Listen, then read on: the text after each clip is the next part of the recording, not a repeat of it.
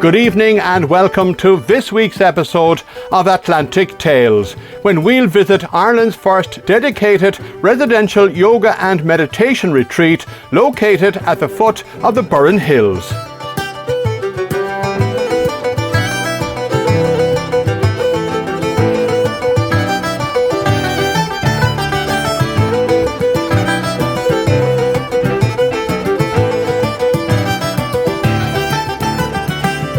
The Burren Yoga Retreat was founded by yoga and meditation teacher Dave Brocklebank in 1999. Dave began practicing meditation in 1978 and yoga in 1989 and believes both are the two most transformational practices he has ever come across.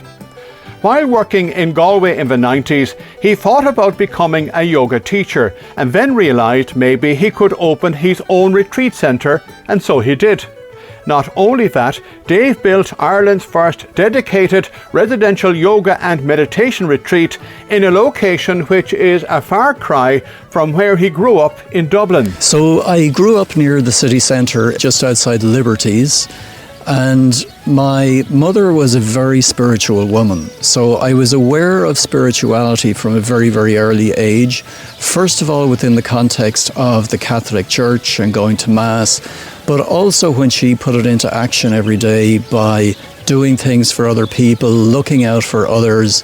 And she was such a selfless person. She seemed to live her whole life doing things for others. But the strange thing was she was really happy, because when you do things for others, it really brings happiness into your own life. I went to school in Sing Street, which is a very well-known school now, especially after the film. I think I was about 19 years of age when I started in college, and a lecturer for some reason started talking about meditation.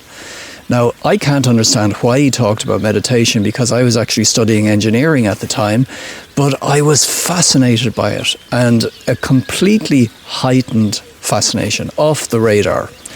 And a couple of weeks later, I saw a poster about a free meditation course, so I went along. I was again fascinated by it, and I signed up for the training course. So I started practicing meditation when I was 19 years of age, practicing twice a day. And my parents used to laugh, and they used to say, "Oh, there he is, he's gone off meditating again." I have never been able to put a finger on exactly what attracted me into meditation at such an early age, because my friends all thought I was off the wall. I was starting off in college, going out to parties every day of the week, having a great time. And in retrospect, I stay open to these things. Possibly there's such a thing as past lives.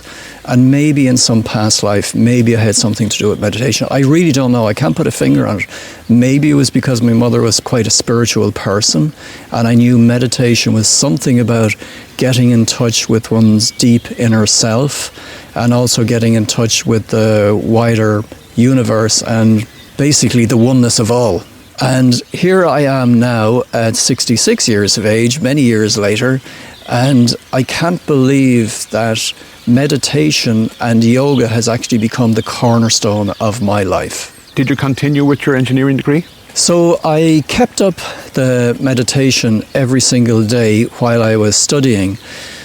And after a couple of years, I realized I did not enjoy the engineering. And I couldn't figure out what I wanted to do with my life. All I knew was I did not like engineering.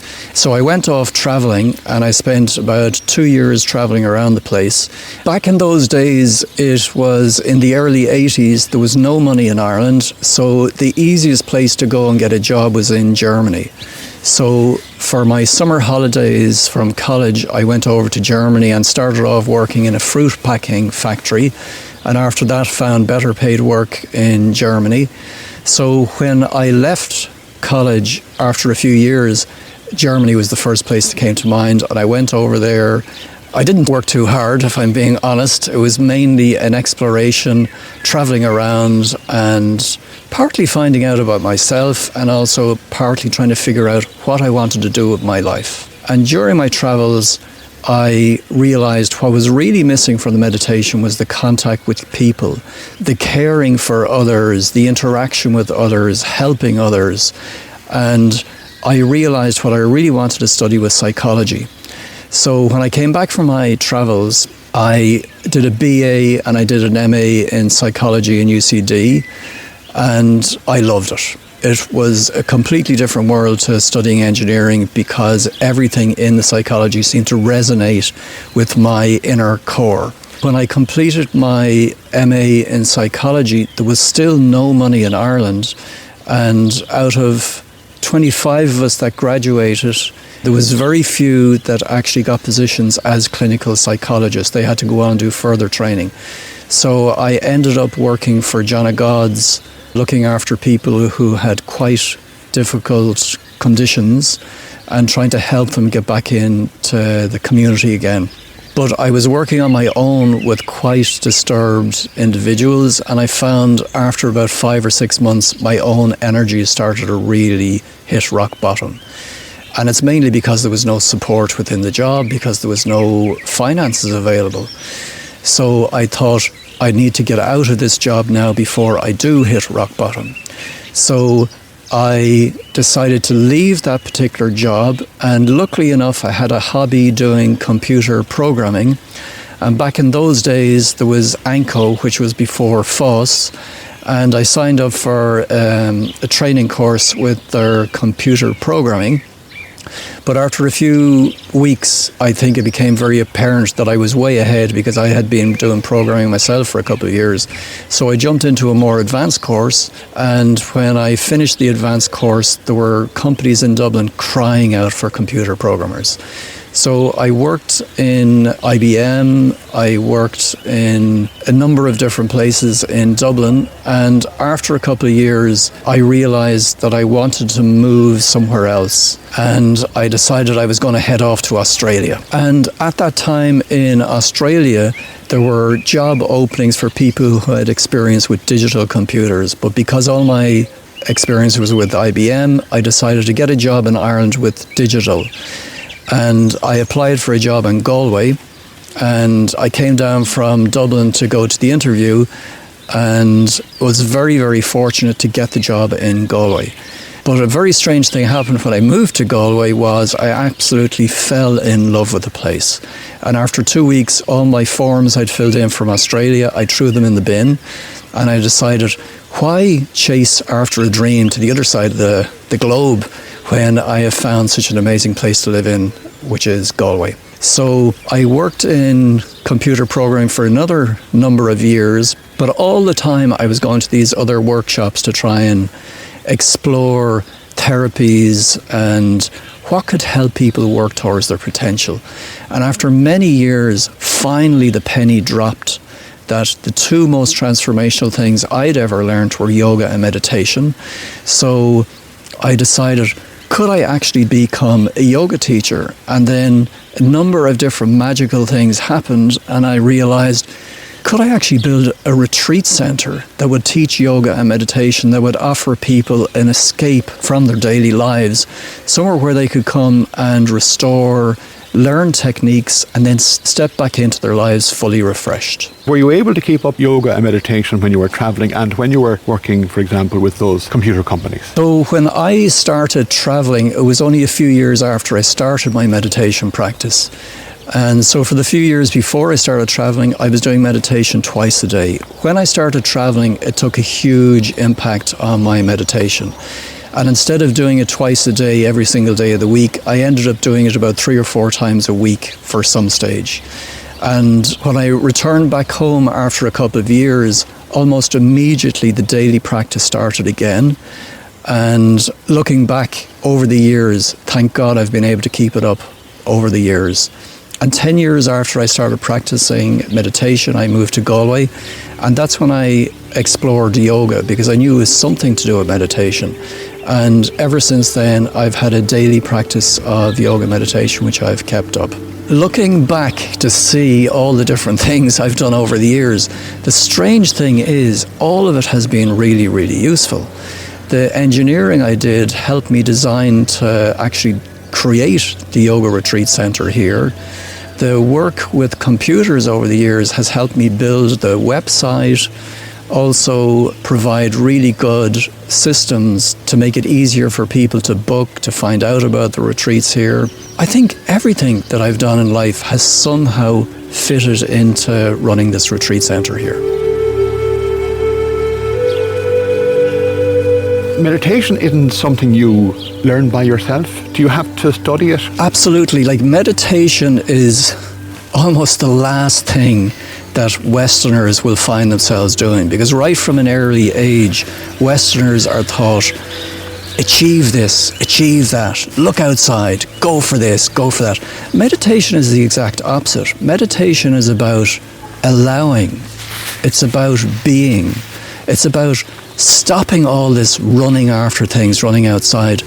So I did do a training course with meditation back in 1978. The strange thing is, the technique is actually very, very easy. There is nothing magical. It's not rocket science to learn how to do meditation, but the extremely difficult thing is to inspire and empower and encourage yourself to do it every single day. They say the practice of meditation is as simple as teaching a child how to brush their teeth. And doing it every single day is as difficult as getting that child to do it every single day. But I was fortunate that when I did meditation, for the first few times, I could enter into a very different space. I could feel it.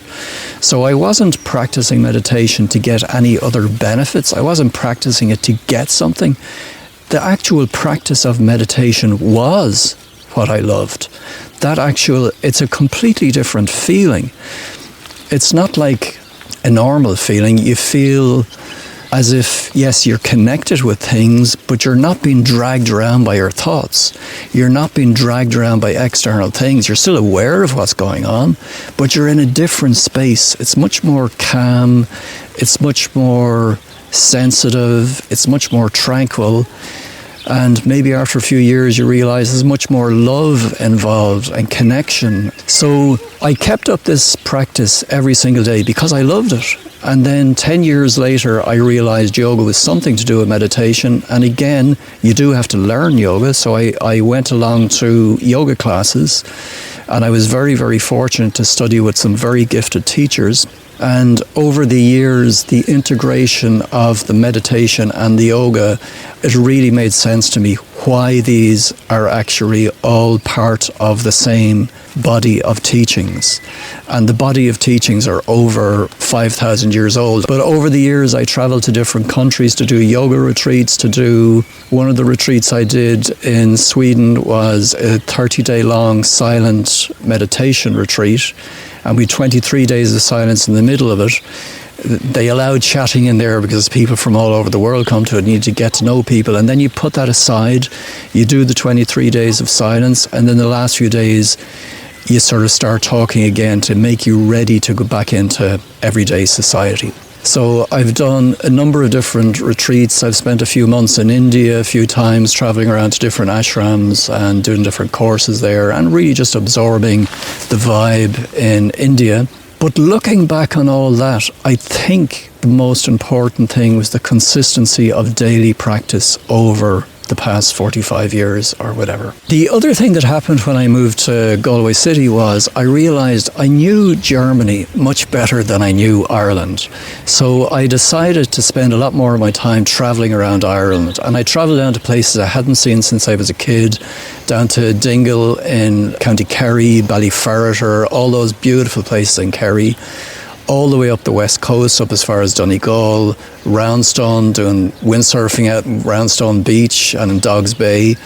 And I absolutely love the west coast of Ireland. I think it has so much more to offer than the east coast.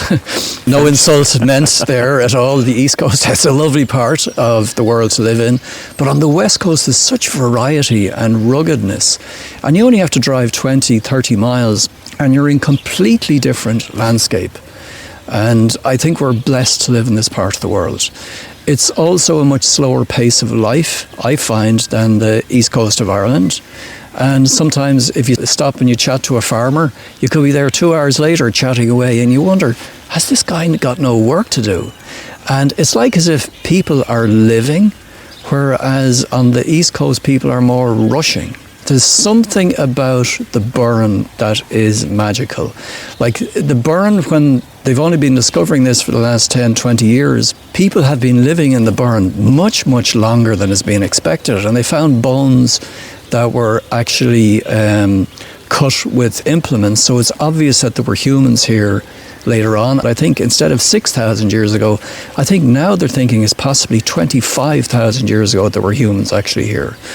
But the other amazing thing about the Burren is there is more stone forts and more ancient dolmens and things like that than anywhere else in Ireland. Over the hill at the back of the Burren Yoga Retreat Centre, a saint called St. Coleman meditated for 7 years in a cave back in the 6th century. And it's incredible to think that this place has been used by mystics, ascetics over the years. And I think when you do spend time in the Burren, you can feel that magical connection, the rock-steady groundedness of the place. You're in touch with nature. You can feel all the elements. There's nowhere to hide. You're out in it.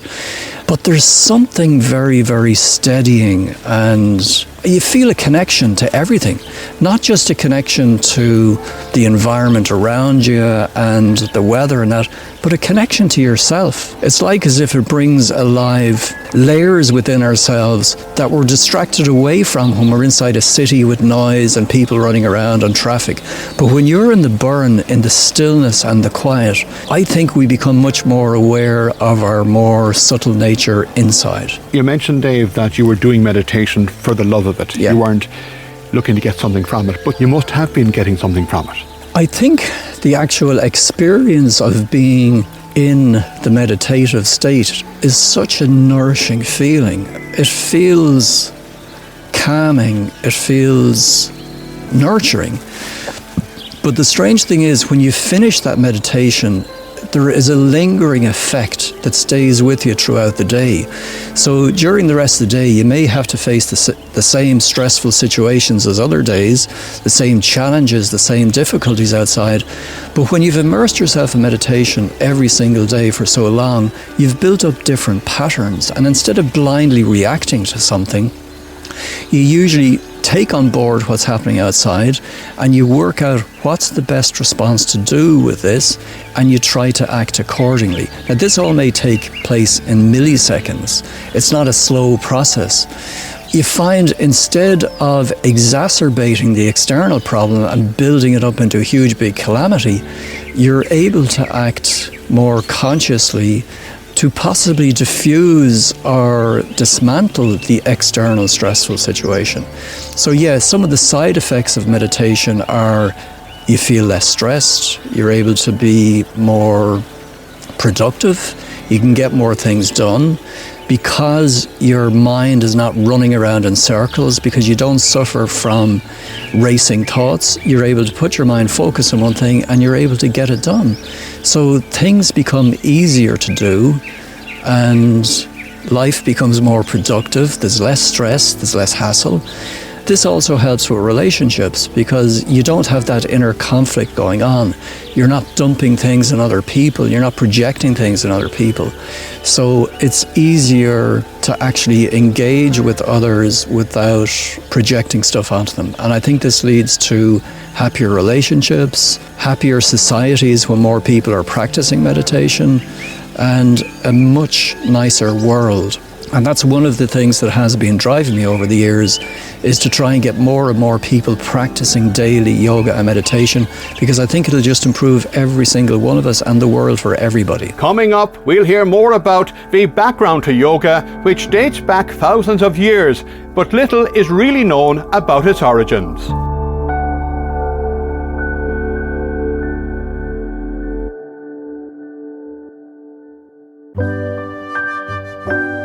I came down here with the intentions of just doing, not the yoga, just doing the meditation, maybe not even the walks, because I heard they were hikes and everything. And when I got here, I just couldn't believe what was unfolding. I was only coming for 3 days, and the yoga instruction was so good I decided to stay on, I think it was the second morning or the afternoon, but I started to get into the yoga as well as the wonderful meditation. Welcome back to Atlantic Tales. Dave Brocklebank founded the Burren Yoga Retreat in 1999. Ireland's first dedicated residential yoga and meditation retreat is located at the foot of the Burren Hills at Norman Grove on the Clare-Galway border. While yoga has been around for thousands of years, there is still little known about its actual origins. I think yoga is shrouded in so many, it's thousands years old, so none of us are absolutely sure where it came from. They found small little statuettes of people in meditation posture in many different parts of the world, including South America, which are as old as the objects that were found in India and that. And everyone assumes yoga came from India. But a lot of the teachers and very learned people I've been studying with over the years believe that the human consciousness, approximately 5,000 or 6,000 years old, evolved to such a level that yoga and meditation practices developed in many different parts of the world. It wasn't just in one place. But one amazing thing about India is, even though there has been wars and conflicts over the years, they usually respected the other people's spiritual beliefs, so they didn't obliterate the past. Whereas in other parts of the world, when there has been fighting and colonies taking over, a lot of the people's beliefs and their spiritual practices have been completely obliterated. So there's no living yoga and meditation in the other parts of the world except for India. So people assume yoga and meditation came from India. But it's at least 5,000 years old. And the strange thing is the physical postures of yoga, which people often assume is yoga, they were only developed 1,000 years ago. And 1,000 years ago, there was only 6 yoga postures, and they were all sitting cross-legged meditation postures. And the implication for that is, for the preceding 4,000 and more years, yoga was all about meditation. It was all about working with internal energies, transforming gross animalistic human beings into much more enlightened beings. And they were the lofty goals of yoga. And there were many different practices within yoga, including breathing techniques, mind-focusing techniques. There was moral code, things you shouldn't do in your life, things you should do in your life. And the very strange thing is, these were thousands of years old. They were around before Jesus Christ was on this earth. But the similarity is phenomenal. If you look at the 10 Commandments, every single one of those was in the yoga teachings over 1,000 years before that. And I know there is controversy because Jesus, apparently there was 8 years in his life where they can't account for where he was exactly. And there are theories where possibly he spent time in the East learning meditation practices, but who knows about these things. But going back to the yoga and meditation, we know it's at least 5,000 years old, and we know that the physical postures were only developed about 1,000 years ago. Given the very tangible connection with India, what do you remember of preparing for that trip, or the first trip anyway? And were you apprehensive or excited? I set up the retreat centre in 1999, and I was always aware of the huge importance of India with yoga and meditation. And a year after I set up the retreat centre, I realised I wanted to go to India for a few months, and I had to try and figure out how can I keep the retreat centre running while I went away. But fortunately, I had very good connections with some yoga teachers, and they looked after the retreat centre while I went away. And I'm remembering this was the biggest trip I'd ever undertaken in my whole life, packing my haversack and trying to work out what I was going to need to survive all this different types of weather that were going to be over there, and heading off to a completely unknown reality and arriving into Delhi airport, and I have never seen so many people in all my life. And the only way I could describe it, and I don't mean this in any bad way, it was like an anthill with people running around the place here, there and everywhere. But I adjusted to the experience, and I found huge similarities between the Indian people and the Irish people in the way that family is so important, connection with others is so important. And I think the importance of the family is the biggest similarity between here and India. And it was a fascinating place to see. And it wasn't easy because people think, oh yeah, India, people are smiling all the time, everything is really nice. And a lot of the reasons is Westerners tend to go to quite well-off places in India, like Kerala, where these manufactured environments are made for the Westerners, where the local people may throw out petals of flowers on the ground, so you're walking along in this beautiful environment. But you go to other parts of India like Bihar and Calcutta and places, actually Calcutta is 10 times better than Bihar, but when you're in Bihar, you notice these people standing around and you come back a couple of hours later and they're still standing there. And you're wondering, like, what are they doing? And some of these people literally have nothing, and they're not spoiling, they're trying to survive. So it's not an easy place to be. And when you're practicing yoga meditation, your heart is quite open. It can be very, very difficult for the system. And I went over to India twice, 3 months each, but I had to stop going. And I couldn't justify myself as a Western swanning around doing yoga and meditation in this place where people were starving to death. And there are huge numbers of people under the breadline. The experience itself, for yourself, it was something you felt you had to do? I felt it was really, really important to go to India because of the huge connection with yoga and meditation, but also because a lot of the teachers of the particular lineages were living in India. So I had a chance to go to see them, to practice with them, to listen to them. So that was an amazing experience. But the strange thing is, when I came back to Ireland, the one resonating thing that keeps coming back to me over the years, it's not running outside to see this and see that. It's your own daily practice that you do every single day that is the most important thing. So yes, I gained a hell of a lot from India, but I don't have a huge, big urge to go back to India. I do have a big, huge urge to keep up my yoga and meditation practice every day and to inspire others to try it out. What did you bring back, though, in terms of experiences and knowledge, because you were there to learn and experience? 25 years ago since I was in India, so I can't even recall exact techniques that I learned while I was over there. I'm sure I did learn different techniques. I'm sure I've learned a lot of other things, possibly humility and appreciation for everything that we do have here.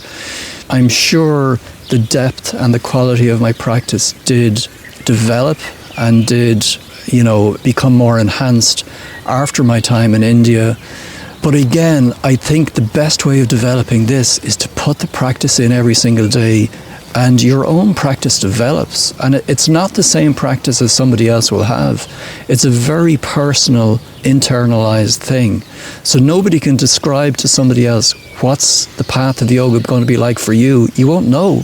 It's different for every single person. We may all practice similar techniques and similar practices, but what unfolds is totally different. In India, did you meet people from other countries? Did you meet Irish people there? In India, I didn't meet so many Irish people. I did meet a few Irish people there, but there was definitely a huge amount of Westerners, because a lot of the places I tended to go were yoga ashrams and places where people were seeking out spirituality and meditation and things like that.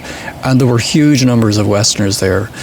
I would say large number of Americans, but literally from all over the world. But within the huge number of peoples, not so many Irish people. On various different retreats I've been in India and in different countries, I've met Westerners from all over the world. When I've been on retreats in Europe, I've met Indian people here on these retreats. So yeah, people who are interested in this exploration and possibly way of life or way of transformation, they travel all over the world to try to find out more and to deepen their own practices. But I think there is a big danger for Westerners, and the Dalai Lama sometimes calls it's a type of Western laziness. Instead of doing the practice, we talk about it, we read about it, we argue about it. But do we do it? Do we do it every single day? So we need to be careful that we don't spend our life chasing around to another country, another training, another ashram. It's the daily practice is the most important. Yoga in Ireland, do we appreciate it? Do we appreciate the value of it? And is there much yoga in Ireland? Yoga is such a huge sphere, a huge body of knowledge, a huge collection of practices and techniques that there is huge variations in quality of yoga teaching. And I try to go to yoga meditation classes everywhere I go, and personally I think 70% of them should not be teaching. And I don't think it's the fault of the yoga teachers. I think it's the fault of the modern teacher training courses these days. Up until 20 years ago, most teacher training courses were a minimum of 2 years long, and you had to be practicing a number of years before they would let you onto this teacher training course, and you had to do an interview to get on. You had to have your own daily practice built up for at least a year. Nowadays, instead of 2-year long teacher training courses, they're 200 hours, and some of them are being offered online, and you can be a complete beginner, do your 200 hours, and then you walk away waving a piece of paper saying that you're a yoga teacher. So it's not these yoga teachers' fault that they don't understand what meditation is. They haven't experienced the transformational practices of pranayama, the breathing practice over the years, the year in, the year out practice they do. They haven't seen that. They haven't developed it. So after the 200-hour teacher training course, they think yoga is about stretching.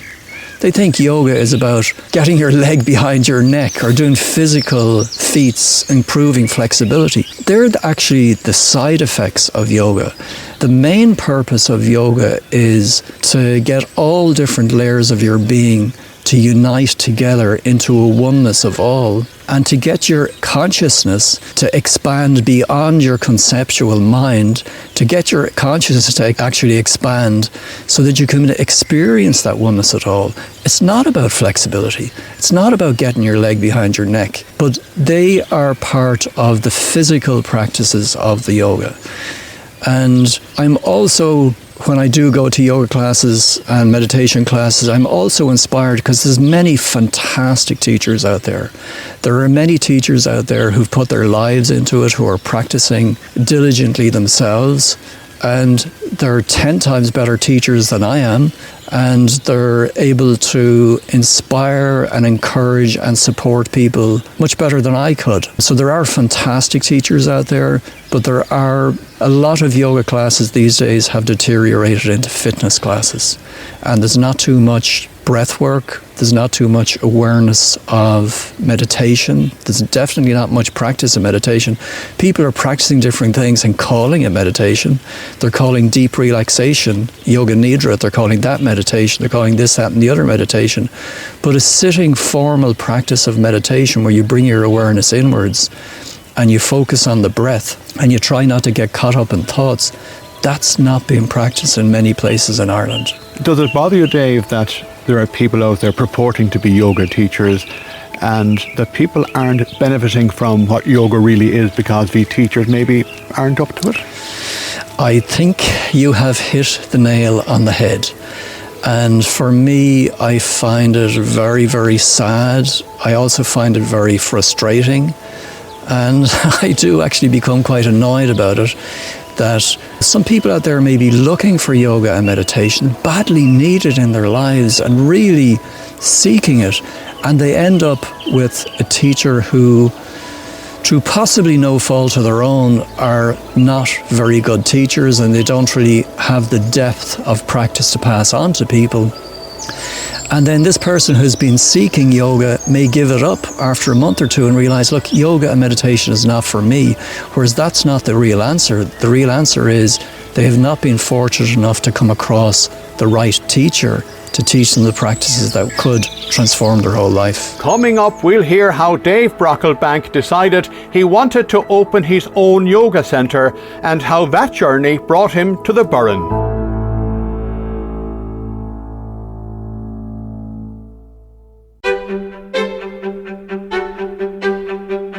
The reason I came down was I'm loaded with injuries from gym work to the point where I'm really struggling to even lift a weight at the moment. What I got from a week in the yoga is incredible. I won't say I'm fully cured, but I am so much better now than I was a week ago. And what I have now is a kickstart for the future, where I can put more emphasis on the value of mobility, more emphasis on the value of flexibility, and more emphasis on the value of listening to my body. Welcome back to Atlantic Tales. Dave Brocklebank founded Ireland's first dedicated residential yoga and meditation retreat at the foot of the Burren Hills in 1999. Dave has personally handpicked his teachers and host guides, who are mostly female and of the highest calibre, with many years of experience. He had moved to Galway for work in the 1990s and fell in love with the west of Ireland, particularly the Burren. As someone who practiced yoga and meditation every single day, Dave began to toy with the idea of opening his own yoga and meditation retreat. Every day after work, I used to spend my time driving around seeing where I could buy. But the strange thing is, about 2 months later after I did this, I realized I seemed to be spending all my time down in the Burren. And it wasn't a conscious decision. Something was drawing me down to the Burren area. And I found a lovely house near the sea, and I started to bid on the house. Another strange thing is, even though I was bidding on that house and I thought that was the house I was going to buy, I was still driving down back roads around the Burren. And I couldn't really figure out why. I was still looking. I was still on this path of trying to find a lovely house to live in the countryside. And I was driving down this back road one day, and I saw this for sale sign. And I went in, I talked to the guy.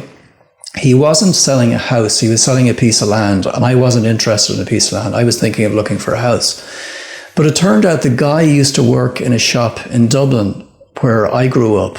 And then through the conversation, it turned out my mum used to go in and out of the shop with him. And when I heard some of these things, the hairs started standing up on my arm. And it was a lovely piece of land. And I told a friend of mine in Dublin that it was for sale. And he said, it sounds fantastic, I'm going to come down and have a look at that. And then 2 weeks later, the house I was bidding on became too expensive. The price went up through the roof. And then I thought, instead of buying a house, could I actually buy a piece of land and build a house? And when that thought came into my head, I thought, instead of building a house, could I actually build that retreat centre I thought I would love to build if I ever won the pool years ago? So it was a pipe dream I had. I never thought it would come about.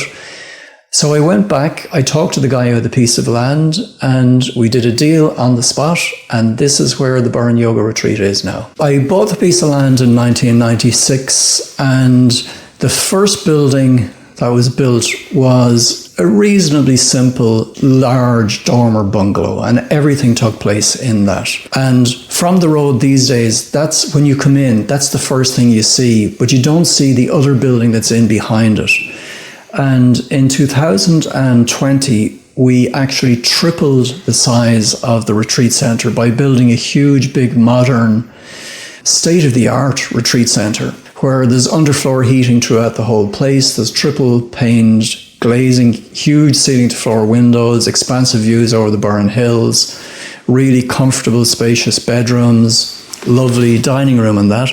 But again, when you come in off the road, you see that old original dormer bungalow is the first thing you see, and this hidden building is in behind it. Many people who come in here and have a look around the retreat centre, even locals who live in the area, are just astounded by not just the sheer size and spaciousness of the place, but the comfort. It's the levels of luxury that we've put into the place, because part of my plan was not just to present people with really, really good yoga meditation teachers, but to present it in a really comfortable environment.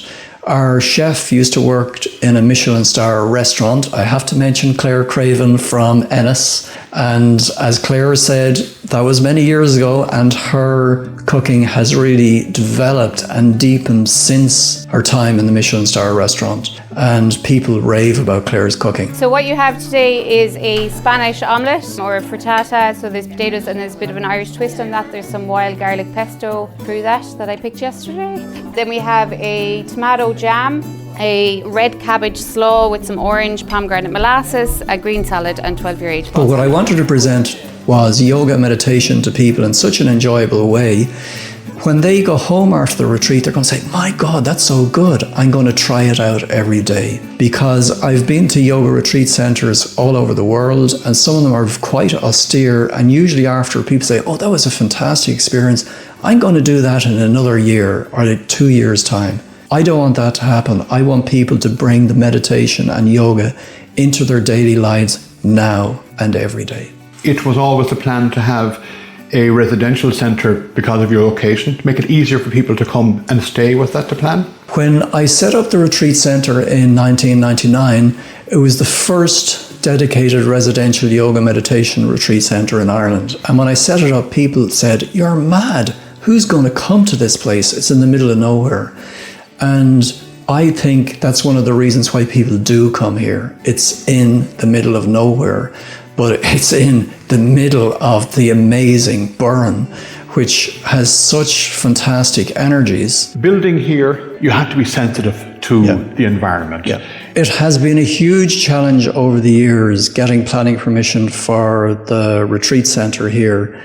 But we had over 200 letters of support from all the neighbours, all the local businesses, and that helped us getting planning permission, even though it took so many years. I had a fantastic engineer involved in the project as well, and he understood the importance of connecting us with nature outside.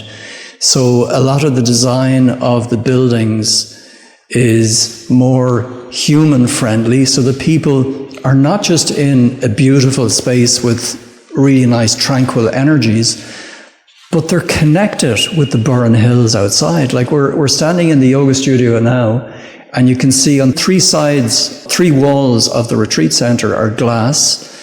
And when we look out over the Burren Hills, it's just phenomenal. And today is not a sunny day, but we can still see the hills in the distance, and we see the hill here right close to us, Capamore.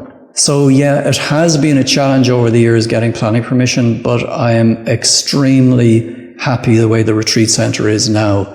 There are a couple of last things that are going to be added to the retreat centre, and one of them is a building which we're building at the moment, and it's going to have a sauna, 2 jacuzzis, 2 plunge pools, underfloor heating, ceiling to wall glass windows. So in the winter, you'll be snug as a bug inside. And in the summer, we can open up huge doors to allow the sunshine to shine in. So you can sit in the jacuzzi in the sun. And then the last thing that we're going to add to the retreat centre is a huge solar panel array.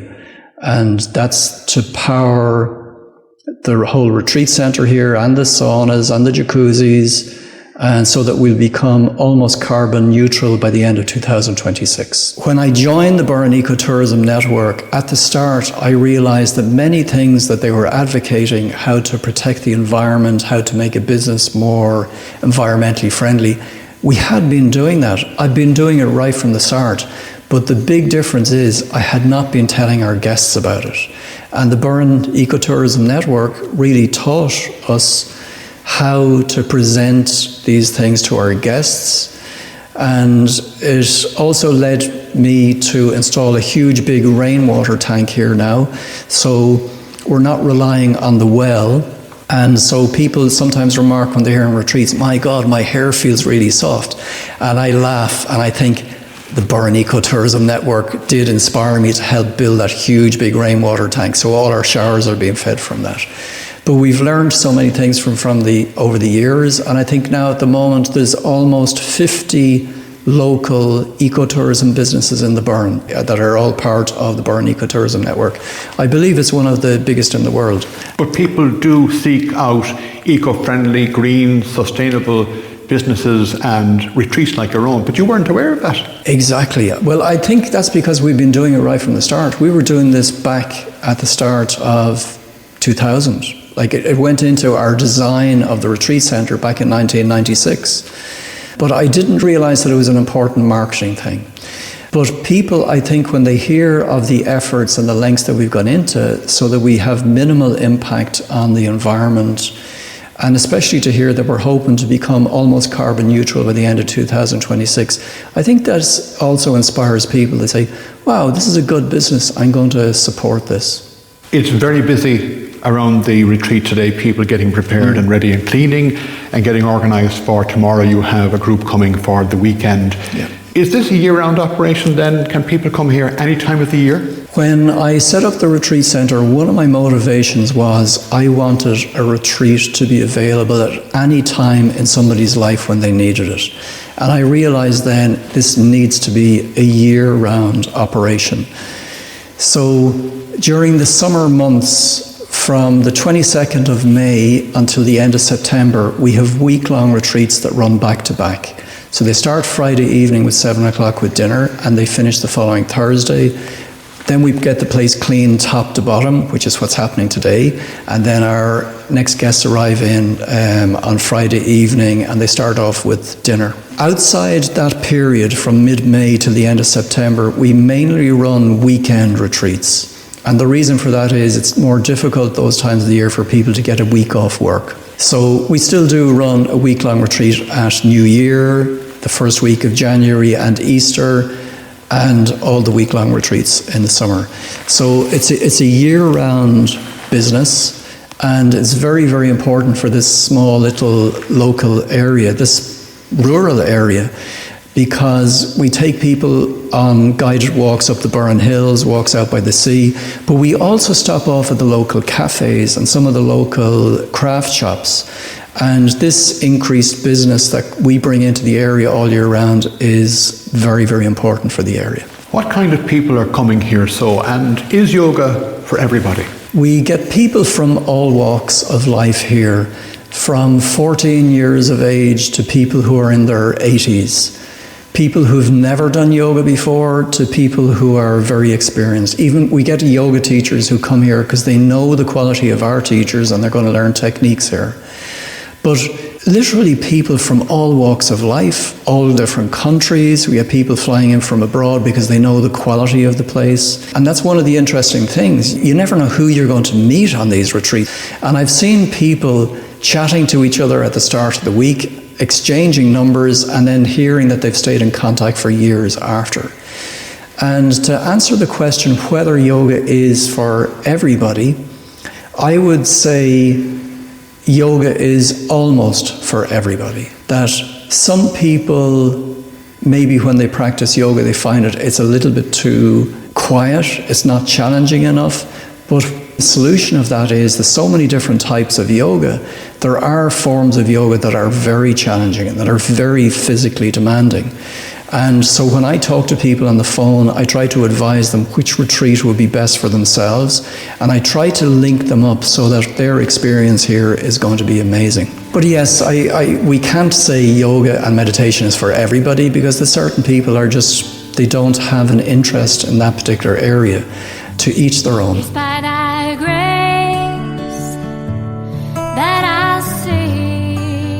We often get couples coming here on our retreats, and the wife is really looking forward to the yoga classes, and she explains before she comes that the husband will come on the guided outings, will really enjoy the food, but may read the newspaper or do his own thing while we have the yoga classes. But I usually make it a point to have a quiet word with the husband when he arrives and suggest to him, do you want to just try out one class and see what it's like? And almost 90% of those times, the person who comes along with no intention to attend the class ends up attending every single one of the classes and surprises themselves of how accessible it is and how enjoyable it is. So walking to the top of your mat, and your feet are hip-width distance apart. Feel the soles of your feet meeting the earth beneath you, and rolling out your upper arms, palms facing slightly in, and establishing Tadasana, mountain pose. Beautiful. So feel the ground beneath your feet, your legs engage, thighs engage, and as you take the breath with you now, bringing the arms up, take a nice in-breath. Take a bend into your knees, and we're going to swan dive forward. So swan diving, folding forward. Beautiful. Exhale, fully Uttanasana. Local support has been fantastic here over the years. that I'm a blow-in. I came in from, I moved originally from Dublin to Galway and moved here in 96. But the funny thing about this area of the Burren, many people from all over the world live here.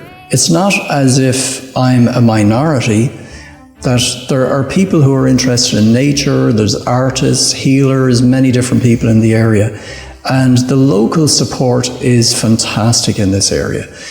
They have encouraged us, they've supported us over the years, setting up this new retreat centre, something they wouldn't have been used to. We couldn't have done it without the support of the people in the area.